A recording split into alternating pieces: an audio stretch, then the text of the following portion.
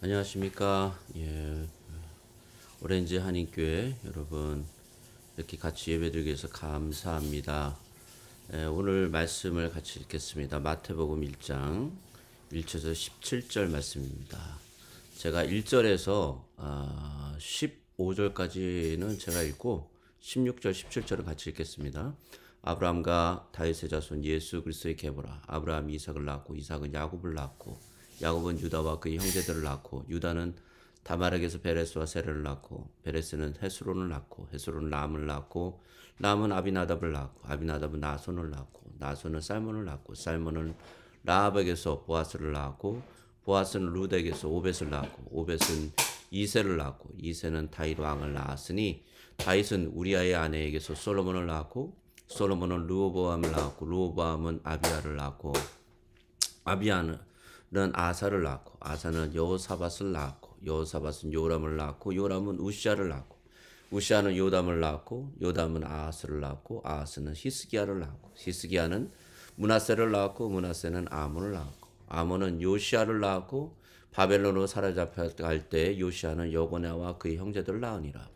바벨론으로 사로잡혀간 후에 여고냐는 스알디엘을 낳고 스알디엘은 수룹바벨을 낳고 수룹바벨은 아비훗을 낳고 아비훗은 엘리야김을 낳고 엘리야김은 아소르를 낳고 아소르는 사독을 낳고 사독은 아킴을 낳고 아킴은 엘리훗을 낳고 엘리훗은 엘르아살을 낳고 엘르아살은 mat단을 낳고 mat단은 야곱을 낳고 야곱은 마리아의 남편 요셉을 낳았으니 마리아에게서 그리스도라 칭하는 16절 같이 읽겠습니다. 야곱은 마리아의 남편 요셉을 낳았으니 마리아에게서 그리스도를 칭하는 예수가 나니라. 그런즉 모든 대수가 아브라함으로부터 다윗까지 연례되요 다윗부터 바벨론으로 사로잡혀 갈 때까지 연례되요 바벨론으로 사로잡아가신 후부터 그리스도까지 연례되더라. 오늘 말씀은 예수님의 오심에 대한 그 12월 달 대강절 설교에 관하여 같이 나눠볼까 합니다. 대강절 설교는 주로 4편으로 합니다. 예수님의 오심, 애드벤트는 교회가 역사적으로 구세주를 기대하며 기념하는 중요한 그런 시즌입니다. 소망, 홉, 평화 또는 평강, 기쁨, joy, 사랑, love 이런 4가지 예수님이 우리들에게 이루고자 하신 아주 중요한 이 개념을 가지고 설교를 4번 합니다. 대관적 설교의 주제는 그러므로 소망의 그리스도, 예수님의 평화, 예수님의 기쁨, 예수님의 사랑, hope of Christ, or peace of Christ, joy of Christ, and love of Christ가 될 것입니다. 이렇게 오신다라는 것이 대강절의 중요한 개념이기 때문입니다. 그런데 복음서들 중에 마태와 누가는 예수님의 족보를 처음부터 다루고 있습니다. 예수님이 탄생을 말할 때 예수님의 족보를 보여줍니다. 예수님이 이 땅에 오시는 모습에서 마태는 예수님의 족보로부터 예수님의 탄생을 보여줍니다. 그럼 예수님의 탄생 족보와 예수님이 우리에게 오셔서 이루신 소망, 평화, 기쁨 그리고 사랑은 어떻게 연결될까요? 오늘 그 족보의 이야기를 보며 마태가 성령을 통해 하나님의 말씀을 우리에게 해주시는 말씀을 듣기 바랍니다. 예수 그리스도의 오심에 대해서 역사적으로 잘 보여주고 있는 부분이 바로 우리가 읽은 본문인 마태복음에 나오는 족보입니다. 히브리인들의 족보가 나와 무슨 상관이 있나 생각이 듭니다. 그래서 성경을 읽다가 족보가 나오면 마지못해 아니면 형식상 다 읽어야 하니까 읽습니다. 반복되는 어려운 이름들을 읽는 것은 지루하다 못해 피곤하다는 생각도 들기도 합니다. 그럼 왜 성경은 족보를 기록하고 있을까요? 왜 하나님의 말씀에 족보가 들어가 있는 것일까요? 왜 마태는 족보를 맨 처음 쓴 것일까요? 족보는 아주 중요한 정보가 있습니다. 그리고 족보는 그 당시 사람들에게 자신을 증명해 주는 주민등증과 같은 것이었습니다. 족보가 중요한 것은 족보에 나오는 사람들이 정말 그 당시 그 시대를 살았다라는 것입니다. 그냥 산 것이 아니라 하나님의 놀라운 은혜와 경험을 경험하며 살았습니다. 오늘 족보에 나오는 아브라함만 봐도 정말 기적과 같은 삶을 살았습니다. 75세에 하나님의 부르심을 받고 갈 길을 모르고 가나안 땅으로 인도함을 받아갔습니다. 가자마자 기근을 만나 굶어 죽게 되었습니다. 그래서 애굽에 내려갔습니다. 거기서 아내를 빼앗겼습니다. 하나님께서 애굽의 바로의 집에 재앙을 내리지 않았다면 아내가 빼앗겼다는 것으로 끝날 뻔했습니다. 그것만입니까? 100세 얻은 아들 이삭을 바쳐야 되는 시험도 겪습니다. 그의 인생 전체가 어떨 때는 아슬아슬하고 어떨 때는 아주 강력한 하나님의 은혜 가운데 살았습니다. 그런 인생들이 줄줄이 나옵니다. 그 사람들이 정말 실제로 하나님과 함께 살며 하나님의 은혜로 그 인생을 잘 마쳤습니다. 전부 실제라는 것입니다. 예수님이 하나 아기로 태어나신 것은 이 족보에 기록되어 있습니다. 예수님이 가상의 인물이다, 꾸며낸 이야기다라고 생각하는 사람들이 많습니다. 예수님이 기적의 이야기에 대해서 더욱 그렇습니다. 십자가상에서 죽으시고 장사한 지 4년 만에 어떻게 사람이 다시 살아날 수 있느냐라고 의심합니다. 그러나 오늘 우리가 읽었던 족보는 무엇을 말해주고 있습니까? 모든 것이 진실이다. 모든 것이 사실이라는 걸 말씀해 줍니다. 족보에 나오는 모든 사람들의 삶이 실제로 하나님과 동행하며 하나님의 은혜로 살았습니다. 그와 같이 예수님의 탄생, 성육신 또한 실제로 일어난 일이라는 것입니다. 만약 예수님의 탄생이 거짓이라면 지금 우리가 읽는 족보는 반드시 거짓이어야 합니다.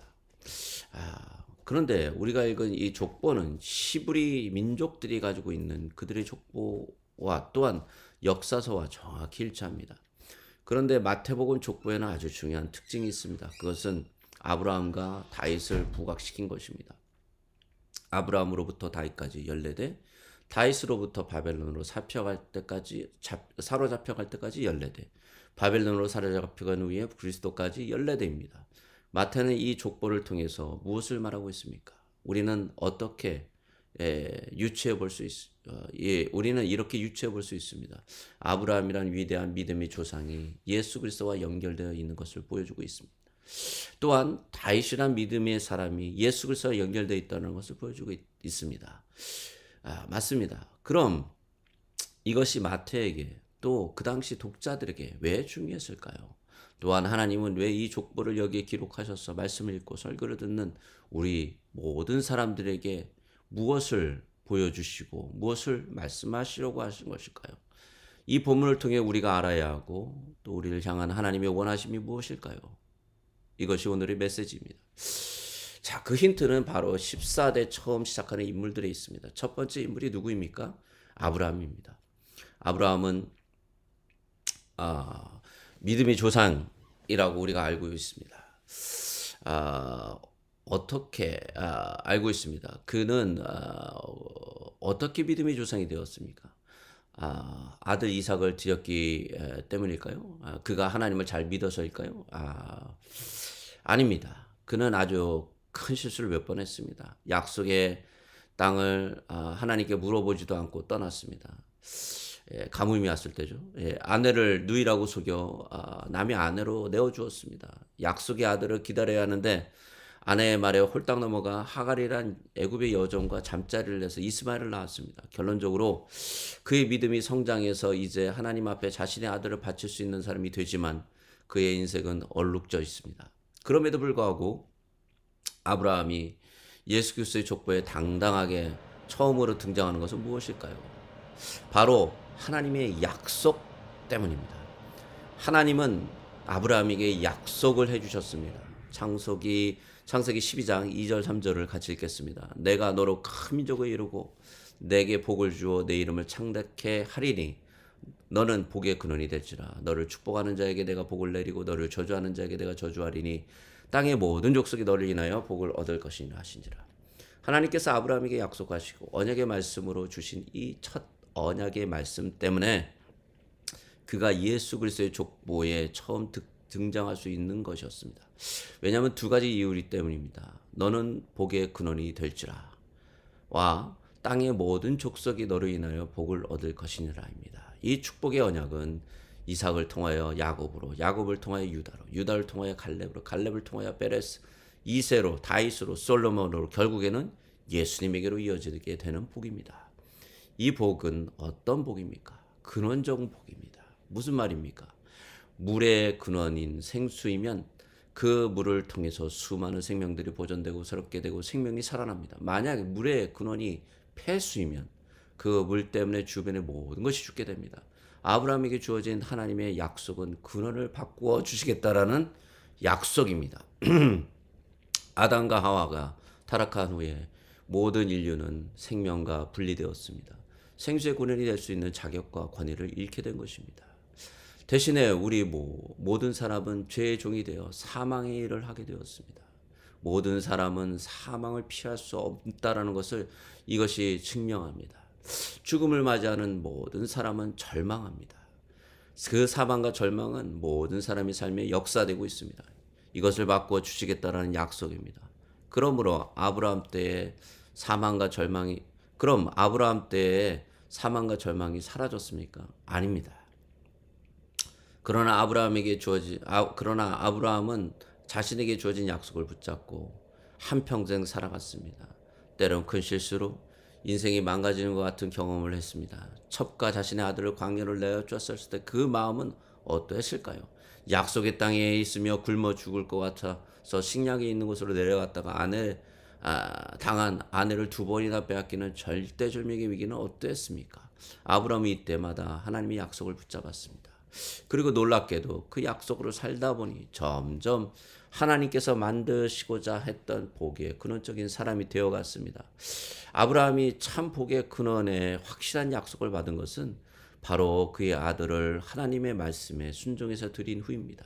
창세기 22장 18절을 같이 읽겠습니다. 또 내 씨로 말미암아 천하 만민이 복을 받으리니 이는 내가 나의 말을 준행하였음이니라 하셨다 하리라. 내 씨는 단수입니다. 히브리 단수는 단 한 명을 말합니다. 또한 정관사가 붙어 있기에 이것은 영어로 you're the one, you're the one이라는 표현은 이렇게 번역됩니다. 그분 외에는 가능하지 않다라는 의미로 쓰입니다. 이분이 누구입니까? 바로 예수 그리스도입니다. 마태는 아브라함을 등장시켜 예수님이 바로 아브라함에게 이렇게 고대하고 기다리던 복의 근원이 이제 이 땅에 임했다라는 것을 증명하고 있는 것입니다. 이 복의 근원이 이 땅에 임했다. 그리고 땅의 모든 족속이 그 복의 근원으로 복을 얻을 것이다. 정말 예수님은 복의 근원이십니다. 이 복은 사실 아담과 하와에게 주어진 복이었습니다. 처음 아담과 하와가 하나님의 형상으로 지음받았을 때 받은 축복입니다. 창세기 1장 28절을 같이 읽겠습니다. 하나님이 그들에게 복을 주시며 그들에게 이르시되 생육하고 번성하여 땅에 충만하라. 땅을 정복하라. 바다의 고기와 공중의 새와 땅에 움직이는 모든 생물을 다스리라 하시니라. 창세기에서 무엇이라고 하십니까? 하나님에게 그들에게 복을 주시며 라고 하십니다. 그래서 하나님의 형상을 닮은 아담과 하와가 가는 곳마다 복이 넘치는 것입니다. 그들은 복의 근원이 된 것입니다. 그들은 주벽을 복되게 할 수 있었습니다. 그것은 다른 것이 아니라 하나님의 이미지를 닮은 그들에게서 하나님의 그 고귀하고 거룩하고 순결하고 겸손한 인품이 아담과 하와에게 드러나는 것입니다. 그러기에 복된 것입니다. 그러기에 그곳엔 평화가 선포됩니다. 온 우주 하나님의 창조물들은 감성과 평안과 은혜가 넘쳤습니다. 누구 때문에요? 바로 복의 근원 하나님의 형상을 가진 아담과 하와 때문입니다. 근데 어떻게 되었습니까? 하나님께서 동산 중앙에 있는 선악과 나무를 절대로 먹지 말라고 하셨습니다. 사단의 게임에 넘어가는 하와는 그의 열매를 먹었고 또 아담에게 주었습니다. 먹는 순간 그들의 눈이 밝아져 자신의 벌거벗은 모습을 보게 되었습니다. 부끄러웠습니다. 옆에 있는 자신의 남편에게도 그것을 주었습니다. 아담도 그것을 먹었습니다. 그로 인해서 하나님의 통치를 엉망으로 만든 죄가 처음 이 세상에 들어왔습니다. 죄는 정말 무서운 것입니다. 죄는 사람과 하나님을 갈라놓았습니다. 생명의 하나님과 우리가 갈려졌다라는 것입니다. 사람들이 하나님을 따라 살 수 없게 만들었습니다. 사람이 하나님의 원수가 되었습니다. 또한 사람과 사람이 갈라지게 만들었습니다. 사람이 피조세계가 갈라지게 되었습니다. 또한 사람 안에 한 사람 안에 여러 가지 마음이 생겼습니다. 정신분열이 시작된 것입니다. 정말 무시무시한 사단에 들끓는 세상이 되었던 것입니다. 그래서 세상은 전쟁과 죽음과 분열과 갈등과 미움과 시기가 끊이지 않는 지옥과 같은 곳이 되어온 것입니다. 아브라함은 약속의 말씀을 붙잡고 그 진정한 소원이 오시기까지 기대하며 살았습니다. 그러기에 그 어렵고 힘든 모든 인생의 전투 속에서 좌절하지 않고 견디며 믿음의 조상이 된 것입니다. 그러기에 그렇게 바라고 고대하던 예수님이 오신다는 소식은 모든 좌절되고 낙담하고 삶이 무너진 사람들에게 참 소망이 되는 것입니다. 오늘 하나님의 말씀은 이제 그 사단과 지옥의 권세가 더 이상 계속되지 않을 것이라는 것을 예수 그리스도의 탄생을 통해 선언하십니다. 예수 그리스도 안에 있는 사람들은 더 이상 죄와 사단의 놀잇감이 아니다. 왜입니까? 예수 그리스도를 통해서 우리의 초대 조상인 아담과 하와가 잃어버렸던 그 권위와 축복을 다시 온전히 찾았고 회복되었기 때문입니다. 이 축복이 무엇입니까? 복의 근원이 되는 것입니다. 나와 당신을 통해서 우리 주변이 복되어지는 것입니다. 왜입니까? 그리스도 안에서 우리가 온전히 회복되었기 때문에입니다. 하나님의 은혜가 우리를 주장하시기 때문입니다. 우리는 그리스도의 성품이 충만하게 흐르기 때문입니다. 복의 근원이신 예수님과 동행하는 자들이 있는데 그 공동체가, 그 가정이, 그 사회가 복되지 않는다면 우리가 복된 존재로서 살고 있지 못하다라는 반증입니다. 그리스도인이 되었다라는 것은 바로 우리가 가는 곳마다 예수 그리스도의 빛을 비추는 존재가 된 것입니다. 그래서 우리가 그곳에 있기에 그 사회, 그 가족, 그 교회가 회복됩니다. 새로운 용기를 붙돋아 줍니다. 절망한 자들이 그리스도의 말미암아 희망을 얻고 소망을 갖습니다. 위로가 필요한 자들에게 예수 그리스도의 위로가 그들을 위로합니다. 꿈이 없는 허망한 이 땅에 매일 반복되는 삶을 사는 자들에게 하늘의 비전을 심어줍니다. 오늘 하나님께서는 우리에게 이 엄청난 이야기를 해주고 계신 것입니다. 하늘의 진정한 복이 시작되었다는 복된 소식, 이것을 믿으십니까? 아멘. 두 번째 그 힌트는 바로 14대 처음 시작하는 인물에 있습니다.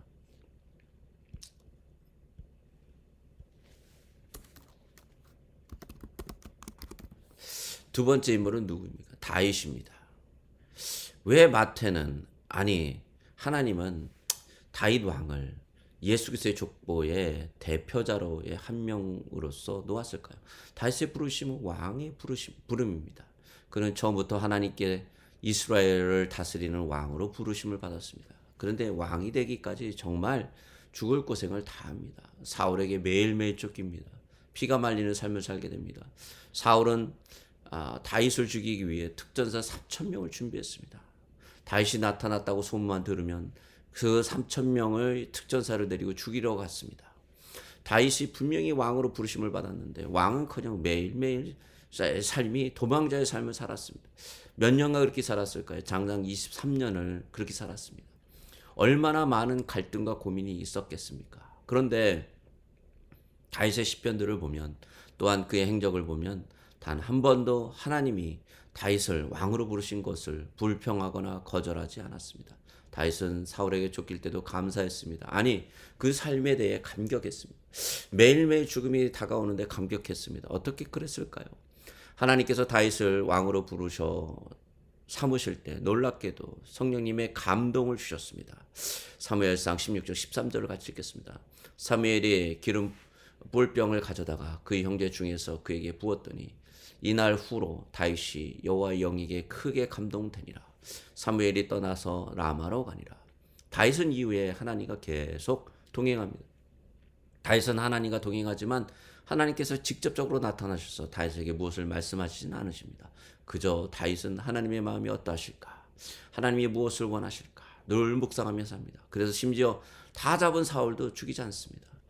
자신을 해롭게 했던 나밧을 살려줍니다. 사울에게 쫓기며 살면서 항상 불안할 것 같지만 오히려 그 안에 평강을 누립니다. 다윗은 절대적인 하나님의 보호하심과 하나님의 약속을 시편에서 찬양합니다. 오늘 메시지는 분명합니다. 다윗은 매일매일 죽음을 경험하고 쫓기는 도망자의 삶을 살았지만 그 가운데서 하나님의 도우심과 구원하심을 경험했습니다. 하나님의 생명이 자신을 지키고 있음을 늘 느끼고 있었습니다. 심지어 죽음의 계곡을 통과할 때에도 하나님의 생명이 자신과 함께함을 경험했습니다. 이런 다윗에게 하나님께서는 아주 중대한 약속을 해주십니다. 사무엘하 7장 12절 13절을 같이 읽겠습니다. 내 수완이 차고 내 조상들과 함께 잘 때에 내가 내 몸에서 날 자식을 내 뒤에 세워 그 나라를 경고케 하리라. 저는 내 이름을 위하여 집을 건축할 것이요 나는 그 나라를 영원히 경고케 하리라. 내 몸에서 날 자식을 내 뒤에 세워 내 나라를 경고케 하시겠다는 약속입니다. 또 자식들도 후손들이 아닙니다. 히브리 원어로 단수입니다. 내 몸에서 날 자식. 저는 다 남성 단수입니다. 단 한 명입니다.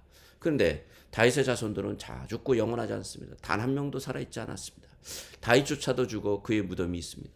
그러나 예수님은 죽음을 이기시고 다시 부활하셔서 그분이 영원한 분이라는 것을 증명하셨습니다. 또한 사망을 이기신 전능하신 왕이라는 것을 증명하셨습니다. 그리스도 예수께서 온 우주의 모든 만물에게 모든 것에 영원한 왕이 되신 것입니다. 영원한 왕에게는 영원한 백성들이 존재해야 합니다. 백성이 없는 왕은 없기 때문입니다. 예수님은 그 영원한 백성들을 택하셨습니다. 누구를 택하신 것입니까? 바로 오늘 여기에 예배드리는 오렌지 한인교회 성도님들을 모두를 택하신 것입니다. 주 예수 그리스도를 믿는 모든 믿는 자를 택하신 것입니다. 왜입니까? 영원한 삶, 소망, 기쁨, 평화, 사랑의 일들을 위해서 택하신 것입니다. 그리고 우리를 여기에 모아주신 것입니까? 무엇 때문일까요? 이렇게 새로운 백성들로 불러주신 것입니까? 그게 무엇 때문일까요? 그전에는 우리가 하나님의 원수였습니다. 하나님 앞에 나아갈 수 없는 자들이었습니다. 하나님의 낯을 피해야 되는 죄인들이었습니다. 그러나 우리의 소망 되시고 우리의 평화 되시고 우리의 참 기쁨 되시고 우리를 죽기까지 사랑하시는 예수님이 오셔서 모든 것을 바꾸셨습니다. 이제는 더 이상 우리는 하나님의 원수도 죄인도 아닙니다. 우리는 하나님과 화평을 누리고 하나님의 기쁨을 함께 경험하고 하나님의 소망을 가지고 하나님의 사랑으로 우리 이웃을 사랑할 수 있는 자들이 되었습니다. 이것이 바로 대강절의 메시지입니다. 우리 가운데 진정한 소망과 화평과 기쁨과 사랑이 넘쳐나는 이유입니다. 그래서 이런 우리를 베드로전서 2장 9절에서 10절을 이렇게 부릅니다. 오직 너희는 택하신 족속이요 왕같은 제사장들이요 거룩한 나라요 그의 소유된 백성이 이는 너희를 어두운 데서 불러내어 그의 기이한 빛에 들어가게 하신 자의 아름다운 덕을 선전하게 하려 하심이라. 너희가 전에는 백성이 아니더니 이제는 하나님의 백성이요 전에는 궁유를 얻지 못하였더니 이제는 궁유를 얻은 자니라. 잊지 마십시오. 우리는 하나님의 백성입니다. 전에는 은혜를 받지 못하였지만 이제는 예수 그리스도 안에 은혜를 얻은 자입니다. 그래서 우리는 택하신 족속이요 왕같은 제사장들이요 거룩한 나라요 그의 소유된 백성입니다. 또한 우리는 너희를 어두운 데서 불러내어 그 기이한 빛에 들어가게 하신 자의 아름다운 덕을 선전하게 부르심을 받았습니다. 이 복을 우리들에게 전가해 주셨습니다. 저 정확히 말하자면 회복시켜 주셨습니다. 그리스도 안에 있으면 새로운 피조물, 축복을 나눌 수 있는 존재인 것입니다. 그 축복은 내 안에 있는 그리스도를 통해서 흘러가게 하신 것입니다. 우리가 바로 예수 그리스도 안에 있을 때 그 복은 우리를 통해서 우리 교회 안에, 우리 주변에, 우리 이웃에게, 우리 가정에, 우리 일터 위에 번져나갈 것입니다. 그리스도를 향한 소망과 그리스도께서 주시는 화평과 그리스도 안에 경험하는 기쁨과 모든 것을 등이 이기는 그리스도의 사랑이 당신과 함께 하실 것입니다. 같이 기도하겠습니다. 주님, 당신을 따라 살기 원합니다. 오늘 말씀의 메시지처럼 복의 근원이신 예수 그리스도를 따라 살기 원합니다. 주님의 영광의 빛이 비추는 자들이 되게 해주시옵소서. 하나님의 나라가 우리 각 사람의 성도들의 삶에 임재하게 해주시옵소서. 예수 그리스도의 이름으로 기도드립니다. 아멘.